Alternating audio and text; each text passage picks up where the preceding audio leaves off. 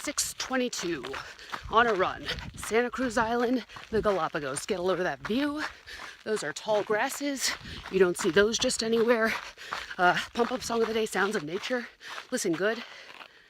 And boy, does that make you want to get up and go or what? Phil did not make the trip. Last I saw him, he was in Miami, lounging at the pool at the Delano.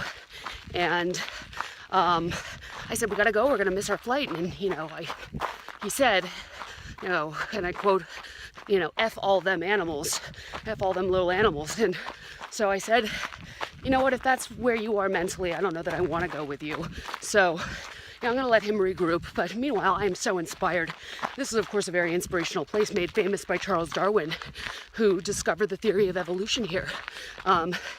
He noticed that the beaks of the finches were different sizes and started measuring and trying to figure out biological reasons why. And they all thought he was nuts, They were like, they'd see him with a measuring tape and the birds, and they'd call him El Gringo Loco. Go, there he goes again. And he'd look over and say, oh, I'm really onto something here, chaps. And they go, oh, super bien, Senor Darwin. But he was right in the end, so good for him. A lot of artists have also found their inspiration here, most famously Elvis Presley, really inspired by an animal called the blue-footed booby. And the blue-footed booby is, of course, a bird, not to be confused with, there are a lot of boobies here, but this is a specific booby. It's a bird with blue feet. And these birds select their mates based on the blueness of their feet. Elvis, God bless him, he was a little off. I think at a certain point in his life started having, he started thinking he was a blue-footed booby. That's, of course, the inspiration for the song Blue Suede Shoes. And, of course, really let himself go because he thought, well, if all that really matters is, the shoes. But, great song. Burn my house, steal my car.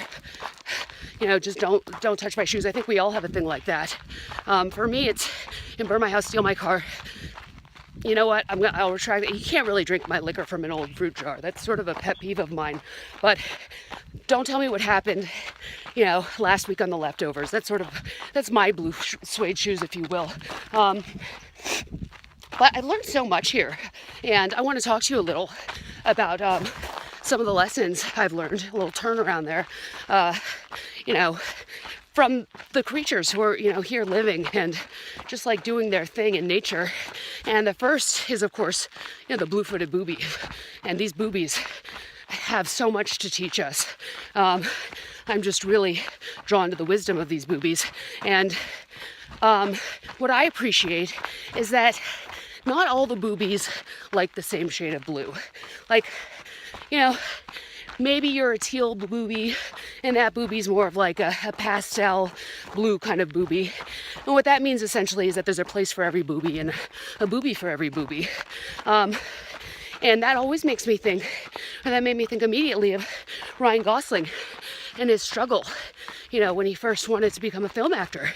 People said, with those looks, good luck. But he was sort of drawn on by, he was moved on by this belief that someone out there is going to recognize something in me. And eventually they did. Finally he carved out a place for himself in mainstream cinema, making room for other less conventional boobies, if you will, in mainstream media. People like Channing Tatum really owe a lot to Ryan Gosling. That's number one. Number two, there's a tortoise on one of these islands called Lonesome George. Last of its kind eventually died and the species became extinct. Really, had quite a reputation. People studied it, people talked about it, and that got me thinking about what you can do to make a name for yourself, if that's something you're interested in. And what George did, and he did it very successfully, was he became the only one left of his species.